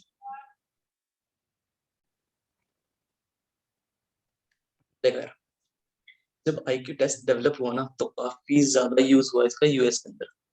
ओके, लोगों ने आईक्यू टेस्ट कराए, बच्चों ने अपने पेरेंट्स के कराए, पेरेंट्स ने अपने बच्चों के कराए, नेबर्स ने कराए, सब ने स्कूल्स में आईक्यू टेस्ट हुए। ओके, उसके बाद में एक आईक्यू का डिस्ट्रीब्यूशन हुआ, आईक्यू का डिस्ट्रीब्यूशन हुआ, उसका एक चार्ट बना, जिसको हम बेल शेप चार्ट कहते हैं। ये वो कुछ ऐसा होता है, बेल शेप का होता है, कौन सा चार्ट कहते हैं? इसको बेल शेप चार्ट कहते हैं। ओके, ये डिस्ट्रीब्यूशन ऑफ आईक्यू है, काफी नाम है इसके। अभी इस चार्ट में क्या पता लगा, यार देखो इस चार्ट के अंदर ना ये था कि जो आईक्यू टेस्ट किए गए थे बहुत सारे नंबर्स में, उन्होंने लोगों को बांट दिया, डिस्ट्रीब्यूशन हो गया आई। ओके, डिस्ट्रीब्यूशन हो गया आई। अब देखो इसमें क्या हुआ, डेविएशन था ये 100 है। ओके, 100 मींस एवरेज इंसान। ओके, जो 100 स्कोर करेगा आई स्कोर में एवरेज होगा। जैसे पिछले क्वेश्चन में 75 स्कोर किया था, वो बिलो एवरेज था। अभी देखो 15 की डेविएशन होती है 15 की, 85, ओके, 70 और ये 65। इधर होता है 115, 130, सॉरी 145। अब देखो जो लोग आई की स्कोर में यहां से यहां रेंज करते हैं ना, ओके, वो एवरेज आते हैं। ठीक है, एवरेज लोग होंगे वो। ठीक है, अब देखो डिस्ट्रीब्यूशन हुआ कैसे पॉपुलेशन का। 34% पॉपुलेशन ऐसी है जो स्कोर करती है 100 टू यहाँ तक 115 तक।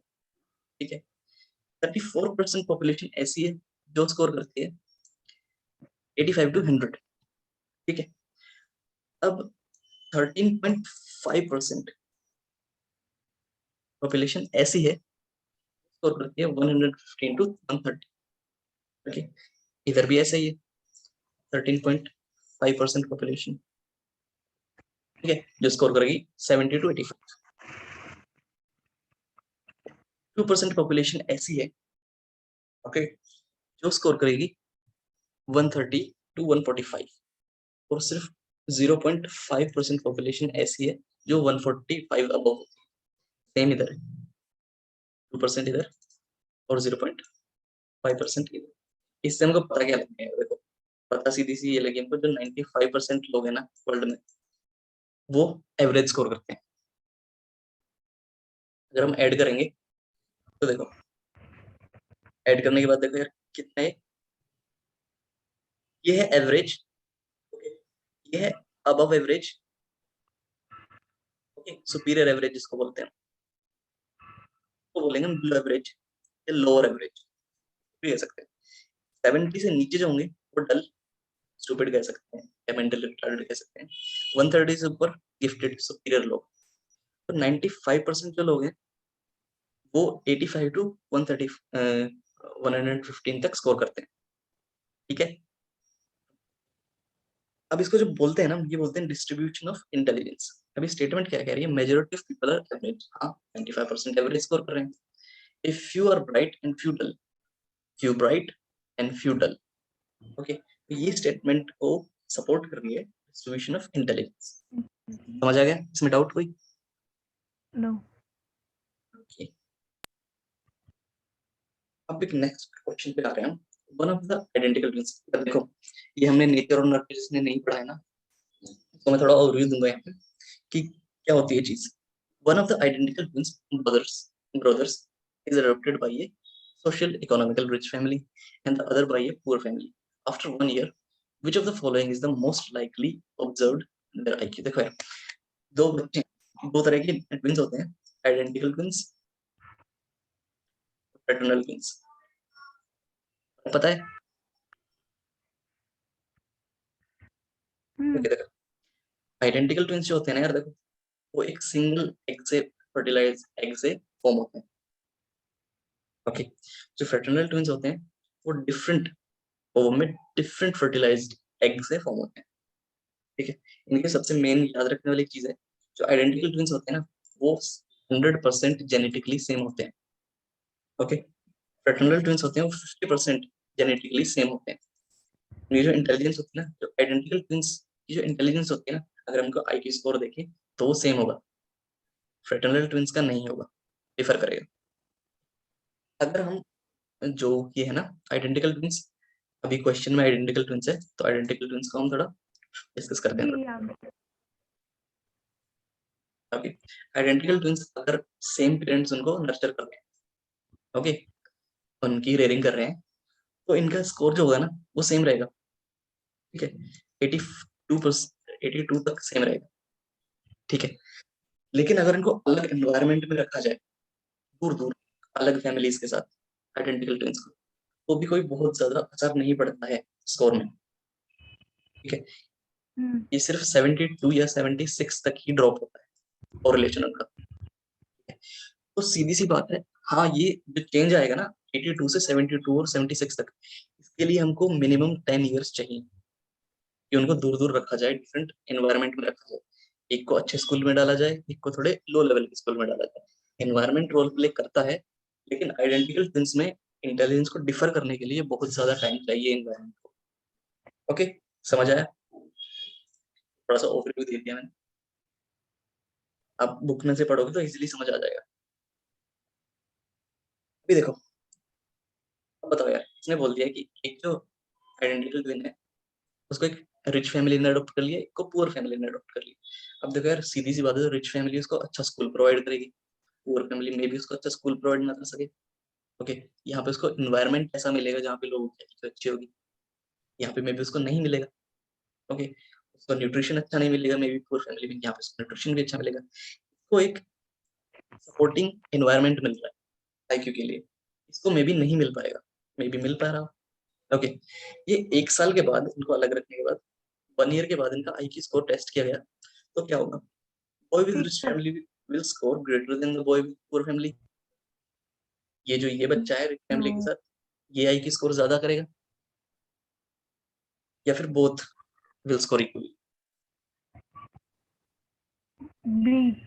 Okay, right. देखो यार, अगर यहाँ पे 1 ईयर की जगह 10 ईयर होता ना,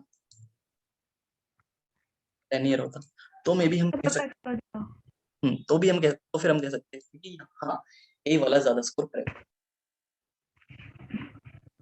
कॉन्सेप्ट समझ आ रहा है?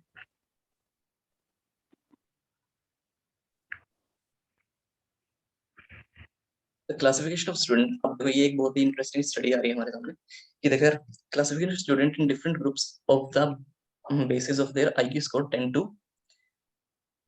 blank their self esteem and academic performance। अभी देखो यार, एक स्कूल है, ठीक है, या मैं टीचर हूँ एक, और एक स्कूल है, उसमें मैं लोगों को, बच्चों को 2 ग्रुप में बांट दूं, एक इंटेलिजेंट वाला, एक डल वाला, और उनको अलग अलग करिकुलम दो, अलग अलग सिलेबस दो पढ़ने के लिए। क्योंकि इनको डिस्क्रिमिनेट कर दो कि भाई तुम डल हो, तुम थोड़ा लो लेवल का करिकुलम फॉलो करोगे, और तुम हाई एकेडमिक करिकुलम फॉलो करोगे।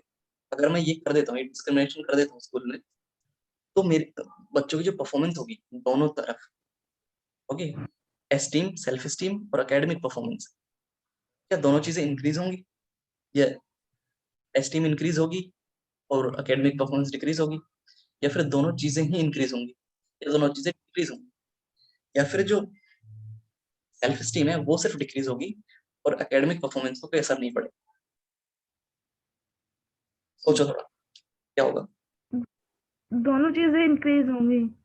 दोनों चीजें इंक्रीज होंगी, ओके। और शायद कोई में भी।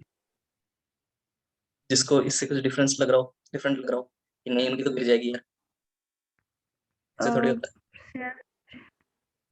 ओके, देखो इस चीज को फाइंड आउट करने के लिए सिंगापुर में एक स्टडी हुई थी।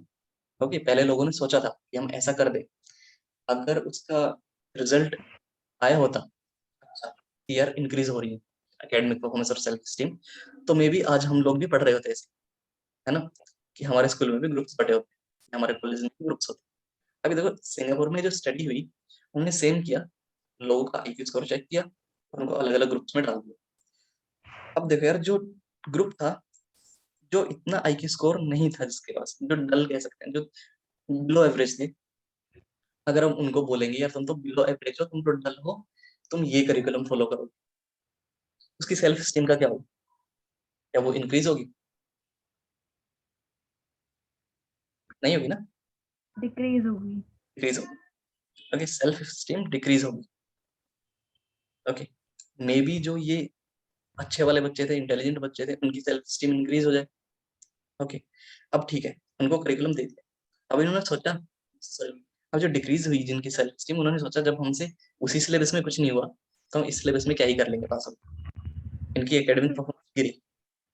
ठीक है, अब जो अच्छा ग्रुप था उनके हिसाब से, जो एकेडमिकली अच्छा ग्रुप था, जो आईक्यू स्कोर्स के साथ थे, उनकी सेल्फ स्टीम इंक्रीज होते होते इतनी होगी कि भैया उनमें आ गया एटीट्यूड कि हम तो इंटेलिजेंट लोग हैं, ठीक है, हमें क्या ही जरूरत है, हम उस टेस्ट को, नॉर्मल टेस्ट को बिना पढ़े पास कर देते थे, इसको भी कर देंगे। ठीक है, अब यहाँ पे सेल्फ स्टीम तो इंक्रीज इतनी हो गई कि अगर एटीट्यूड में चेंज हो गई हो, ठीक है, उसका एटीट्यूड ऐसा हो गया नहीं यहाँ पे, ठीक है, लेकिन उसकी एकेडमिक परफॉर्मेंस डिक्रीज हुई उसके बिहेवियर के कारण।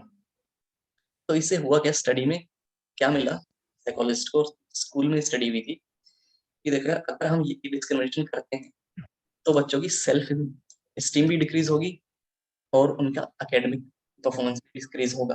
क्लियर है?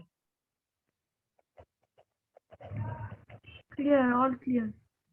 ओके, और जो रेवन टेस्ट है ना, ये इसको हम बाद में करेंगे क्योंकि हम जो अगला चैप्टर पढ़ेंगे ना उसके अंदर हम साइकोलॉजिकल सॉरी इंटेलिजेंस के टेस्ट स्टडी करेंगे, उसके बाद ये क्वेश्चन करेंगे। Following can be used as alternative to assessment. ये कुछ ऑप्शंस दिए हुए हैं, इनमें से बताओ ये अगर हमारे पास एक आईक्यू टेस्ट नहीं है, okay, the following can be used as alternative to assess intelligence except. अगर हमारे पास एक बच्चा है, हमें देखना है ये बच्चा इंटेलिजेंट है नहीं, और हमारे पास एक आईक्यू टेस्ट नहीं है या इंटेलिजेंस टेस्ट नहीं है, तो हम अल्टरनेटिव क्या यूज कर सकते हैं? Time taken by student to respond a particular question. हाँ, हम टाइम देखेंगे, अगर बच्चा जल्दी प्रॉब्लम्स को रिस्पॉन्ड कर रहा है, सॉल्व कर रहा है, तो ये भी इंटेलिजेंट है। Okay, ability of student to attract the attention of teacher. अब ये बताओ यार, अगर कोई अटेंशन ग्रैबर है, टीचर्स का अटेंशन ग्रैब कर रहा है, तो क्या हम उसको कैटेगरी में डाल देंगे इंटेलिजेंट? डाल सकते हैं।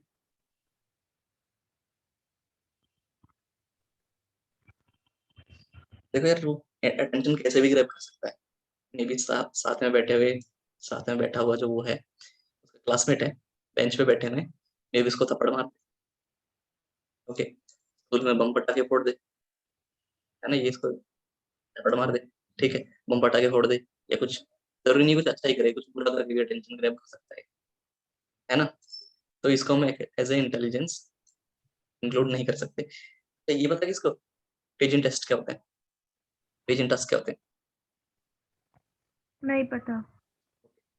पेजेंट टास्क होते हैं, लेकिन अगर जो बच्चे छोटे होते हैं ना, हमने सबने ट्राई भी किए होंगे, बच्चे छोटे होते हैं तो हम उनको छोटे छोटे टास्क देते हैं उनकी इंटेलिजेंस को टेस्ट करने के लिए। जैसे कि एक ग्लास है, नॉर्मल ग्लास है, ओके, इसमें पानी है, और एक बड़ा ग्लास है या बीकर है, इसमें पानी यहाँ तक भरा हुआ है। बच्चे से पूछें कि ज्यादा किसमें है, इसमें है इसमें, तो बच्चा क्या बताएगा?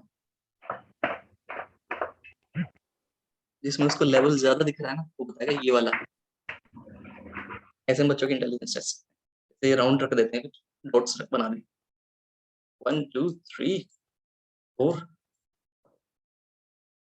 1 2 3 4। जैसे पूछेंगे ये बताओ यार, इसमें से ज्यादा डॉट्स किसमें है? अब जो इंटेलिजेंट लोग हैं, जो बड़े हैं, जो लोग हैं, वो गिन के देखेंगे, क्या देखो 1 2 3 4 5, इसमें भी 1 2 3 4 5 बराबर है। लेकिन जो बच्चे होते हैं वो क्रिटिकल थिंकिंग नहीं कर सकते, वो बोलेंगे इसमें ज्यादा है भाई, ये लंबी दिख रही है मेरे को, ये लेंथी है, ऐसा ही बोलेंगे ना। यस। तो ये छोटे छोटे जो टास्क होते हैं ना, इनको हम पेशेंट टास्क बोलते हैं, जो कि इंटेलिजेंस टेस्ट करने के लिए हम करते हैं। और ability to student, ability of student to adapt, अब इंटेलिजेंट बच्चा वो अडेप्ट कर लेता है, तो ये वाला आंसर है इसका, सेकंड वाला। Okay okay okay okay okay, ठीक है। अब देखो, which of the following statements support which of the following statements support role of environment in the development of child? यहाँ पे इंटेलिजेंस डेवलपमेंट है, ओके, इंटेलिजेंस कंसीडर करो उसको। एक मिनट यार, चार्जर लगा लो। सेशन लंबा तो नहीं हो रहा है, बोरिंग तो नहीं हो रहा? नहीं। बस 3 4 क्वेश्चन हो रहा है, फिर हम एंड कर देंगे, ठीक है। अब यार, अब इसमें से कौन सी स्टेटमेंट है जो सपोर्ट कर रही है रोल ऑफ इन्वायरमेंट? अभी हमने देखा कि यार इन्वायरमेंट डिफर तो करता है, ओके, आईक्यू को, इंटेलिजेंस को, लेकिन उसको बहुत ज्यादा टाइम चाहिए, ठीक। अभी यहाँ पे जो लिखे हुए स्टेटमेंट्स पढ़ेंगे, physical fit children are often found to be morally good, ये सही बात है कि भैया जो फिजिकली फिट होगा मोरली भी गुड होगा? तो नहीं है, ठीक है, कि यार कोई जिम के एनवायरनमेंट में रह रहा है या पहलवानों के साथ रहता है तो मोरली गुड ही होगा, जरूरी नहीं है ना ये चीज, तो हटा देते हैं। Some student process information very quickly while other student in the same class did not. यार कुछ बच्चे हैं वो जल्दी सॉल्व कर लेते हैं, ओके, कुछ बच्चे नहीं कर पाते। अब वो इन्वायरमेंट में तो सेम ही है, सेम इन्वायरमेंट में ना, सेम क्लास में हो, उनके तो बराबर होनी चाहिए। यहाँ का इन्वायरमेंट में भी उनको इन्फ्लुएंस नहीं कर पा रहा है क्लास का, क्योंकि वो अदर इन्वायरमेंट में भी रहते हैं, ओके, तो ये भी नहीं होगा। There has been a steady increase in average performance in IQ test in last few decades. अभी देखो यार, ये स्टडी की थी फ्लिन ने। Flint was a psychologist, British psychologist. इन्होंने स्टडी की थी, इन्होंने स्टडी में देखा क्या कि हमारा जो ग्राफ था ना, ये वाला जो ग्राफ है, ओके, ये ग्राफ जो है वो एक पोटेंशियली स्पीड के साथ पहले स्टडी की, एक एवरेज ग्राफ मिला उनको, ठीक है, फिर दोबारा से उन्होंने स्टडी की, तो जो ग्राफ था थोड़ा सा आगे हो गया, मीन्स लोगों की जो एवरेज इंटेलिजेंस है वो इंक्रीज हुई है, ओके। कुछ टाइम बाद फिर से उन्होंने स्टडी की, फिर उन्होंने देखा कुछ डेकेड्स के बाद ये ग्राफ फिर से आगे हुआ है। अब लोगों की जो एवरेज इंटेलिजेंस है वो और इंक्रीज हो रही है। ये होता क्यों है? ये हो रहा है एनवायरनमेंट के हिसाब से। जैसे हम अगर अपने चाइल्डहुड की बात करें, तो हमको फोन्स वगैरह, मोबाइल्स वगैरह, कंप्यूटर्स वगैरह, इनकी सबकी नॉलेज इतनी नहीं थी ना। लेकिन आज जो बच्चे हैं, जो आज 3 से 4 साल के बच्चे हैं, वो इंटरनेट एक्सप्लोर कर सकते हैं, है ना, ब्राउजर चलाते हैं, यूट्यूब चलाते हैं, वॉइस सर्चेस कर लेते हैं, वो मोबाइल के अंदर काफी कुछ कर लेते हैं, ओके, और वो चीजें हमसे जल्दी सीख जाते हैं। सही बात है ना? ये गलत तो नहीं कर रहे कुछ? उनको न्यूट्रिशन अच्छा मिल रहा है, ओके, उनको एनवायरनमेंट, एक हेल्दी एनवायरनमेंट मिल रहा है, हेल्दी इन द सेंस उनके इंटेलिजेंस के, ओके। ये स्टडी थी, ये स्टडी सपोर्ट करती है इसको कि यार जो एनवायरनमेंट डेवलपमेंट है चाइल्ड की, वो एनवायरनमेंट उसमें रोल प्ले करता है, ठीक है, क्लियर है?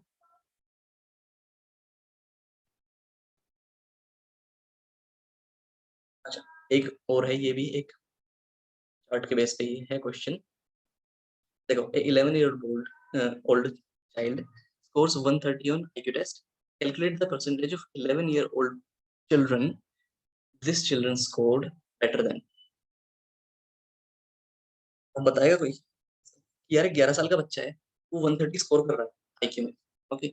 अब वर्ल्ड में कितने ऐसे बच्चे होंगे 11 साल के जिनसे बेटर स्कोर किया है? इसके लिए हम फिर रेफर करेंगे चार्ट को, ओके।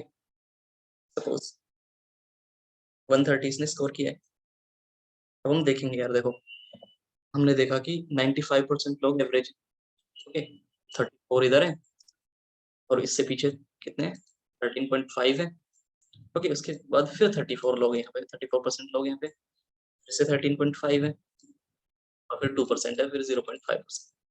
तो हम जिनको ऐड करेंगे, ऐड करने के बाद हमको पता लगेगा, तो अगर इधर कितने लोग हैं, सिर्फ 2.5%, जो 130 से ज्यादा है, ओके। 2.5, 100 माइनस 2.5 करेंगे तो 98%। 98% लोग ऐसे होंगे जो इससे IQ स्कोर में पीछे हैं, जिनसे बेटर परफॉर्म कर रहा है बच्चा। क्लियर है ये चीज? डाउट है इसमें कुछ? No doubt. अभी ये थोड़ा सा कॉन्सेप्चुअल क्वेश्चन नहीं है, सीधा स्टैटिकल क्वेश्चन है थोड़ा। Who develop the first intelligence test? First intelligence test discover किया था एल्फ्रेड बिनेट ने। फ्रेंच साइकोलॉजिस्ट थे। फ्रांस की गवर्नमेंट ने इनको बोला है, देखो 3 साल से 13 साल तक के बच्चे हमारे स्कूल्स में, ओके, उनके लिए एक इंटेलिजेंस टेस्ट बनाओ जिनसे हम उनको 2 ग्रुप्स में बांट सकें, ओके। अब उन्होंने यहाँ पे IQ का कोई कॉन्सेप्ट नहीं था, मेंटल एज का कोई कॉन्सेप्ट नहीं था, ये सिर्फ एक पर्टिकुलर क्वेश्चनर बना दिया गया, जो 3 से 13 साल का बच्चा है, जो आंसर करेगा वो इंटेलिजेंट है, जो नहीं करेगा वो डल। ठीक है, इसको हम बोलते हैं फर्स्ट इंटेलिजेंस टेस्ट। इसके बाद फिर आईक्यू और मेंटल एज डेवलप, क्योंकि हम नहीं पता लगा सकते हैं भाई, अगर एक क्वेश्चन है उसमें कैसे पता लगाएंगे, अगर 13 साल का बच्चा उसको स्कोर को आंसर कर गया है, 3 साल का बच्चा आंसर नहीं कर पा रहा है, तो कैसे पता लगेगा कि कौन सा इंटेलिजेंट है। ये तो छोटा है ना, ये कैसे कर पाएगा उसको आंसर। ठीक, इसको हम बोलते हैं first intelligence test. Alfred Binet ने इसको डेवलप किया था। The concept of IQ was developed by, अभी देखो यार, जब ये सक्सेसफुल नहीं हो पाया, इन द सेंस ये क्रिटिसाइज हुआ कि यार 13 साल और 3 साल के बच्चों का कोई मेल ही नहीं है, अलग अलग क्वेश्चन है इन्होंने तीन के लिए। फिर मेंटल एज और आईक्यू टेस्ट का मेंटल एज और आईक्यू टेस्ट को डेवलप किया गया। मेंटल एज और आईक्यू टेस्ट को डेवलप किसने किया? सी।